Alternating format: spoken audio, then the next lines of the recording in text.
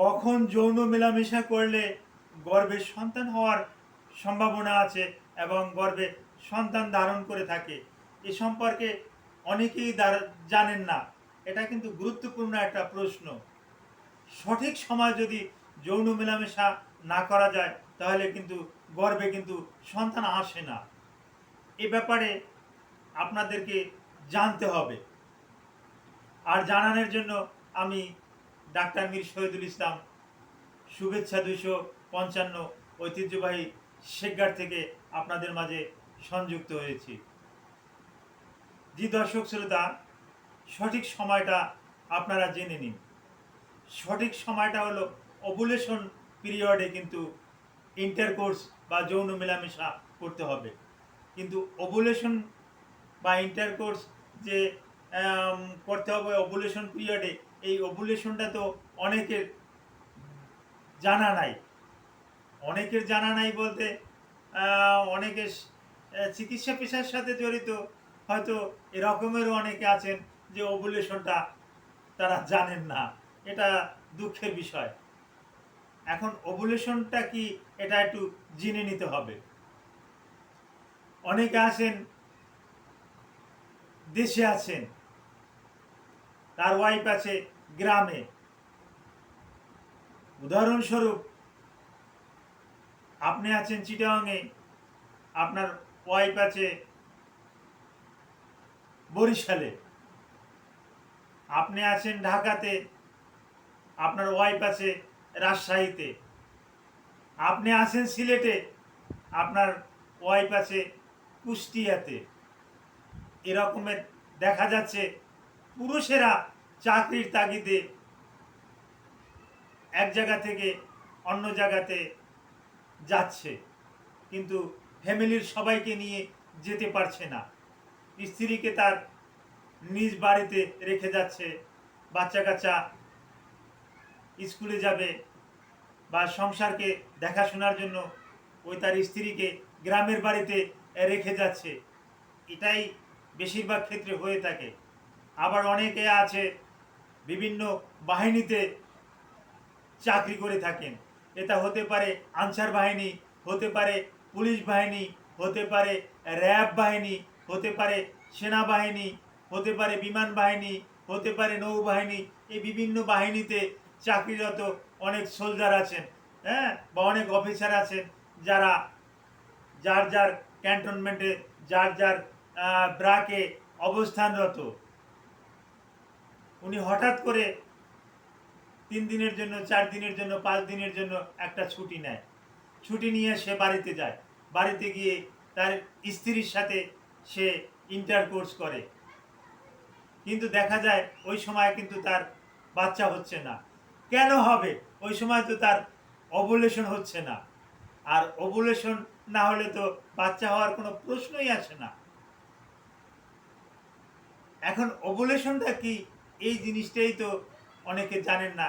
এই জিনিসটাই আজকে আমি জানিয়ে দেব। যাদের মাসিক রেগুলার হয়, যে সমস্ত মহিলাদের মাসিক রেগুলার হয়, তাদের 14তম দিনে ওভুলেশনটা হয়। এই ওভুলেশনটা মানে একটা পরিপক্ক একটা ডিম্ব ওভারি থেকে বাহির হয়। ওভারি থেকে বাহির হয়ে এটা ফ্যালোপিয়ান টিউবে যায়।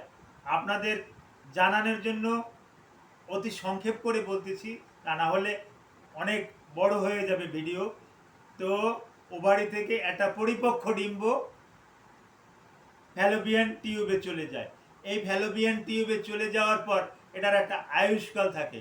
এটার আয়ুষ্কালটা হলো 24 ঘন্টা থেকে 36 ঘন্টা। আবার অনেক অনেক সময় 36 ঘন্টা নাও হতে পারে, 30 ঘন্টা বা তারও ডাউনে নেমে আসে। এক একটা জার্নালে এক এক রকমের। তবে 36 ঘন্টা পরে আর এই ডিম্বাণুটা কিন্তু বেঁচে থাকে না। এই 36 ঘন্টায় ধরে নিলাম, 24 ঘন্টা থেকে 36 ঘন্টা।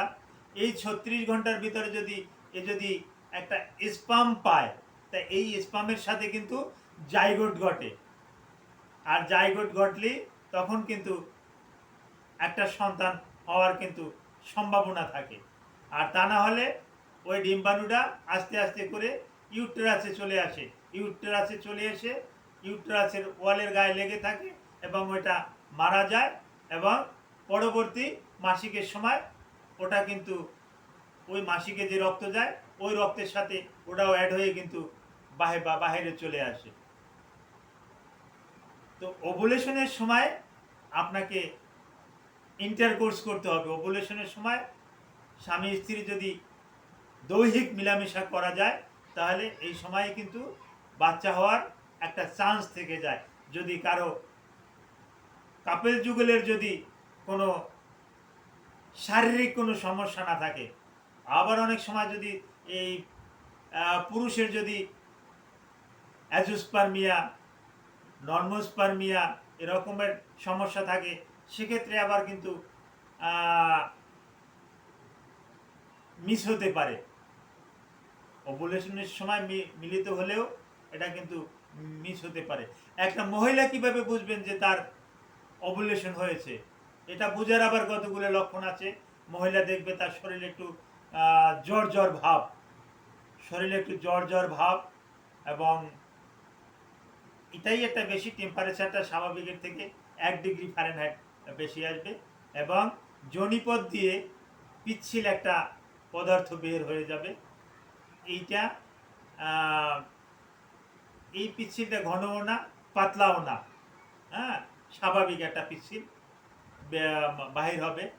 এতে মহিলারা বুঝে নেবে যে তাদের ওভুলেশনটা হয়েছে, এবং মাসিক যদি নিয়মিত থাকে তাহলে তাতেও বুঝতে পারবে 14তম দিনে কিন্তু এই ওভুলেশনটা হয়ে থাকে। হ্যাঁ, অর্থাৎ 14 থেকে 16 দিনের ভিতরে যদি ইন্টারকোর্স করা যায় তাহলে কিন্তু একটা ভালো ফল পাওয়া যায়। অনুরূপ পুরুষের যে স্পাম, এই স্পামটাও কিন্তু 24 থেকে 48 ঘন্টা পর্যন্ত, 36 থেকে 48 ঘন্টা পর্যন্ত জীবিত থাকতে পারে। 2 দিন পর্যন্ত কিন্তু এটা আবার জীবিত থাকতে পারে। এই ওভুলেশন সম্পর্কে যদি আপনাদের কোনো প্রশ্ন থেকে থাকে তাহলে ভিডিওর কমেন্ট বক্সে প্রশ্ন করবেন, আমি উত্তর দেওয়ার চেষ্টা করব। সকলকে ধন্যবাদ জানিয়ে আমি আজকের এই ভিডিওটা এখানেই সমাপ্ত করলাম। Thank you all.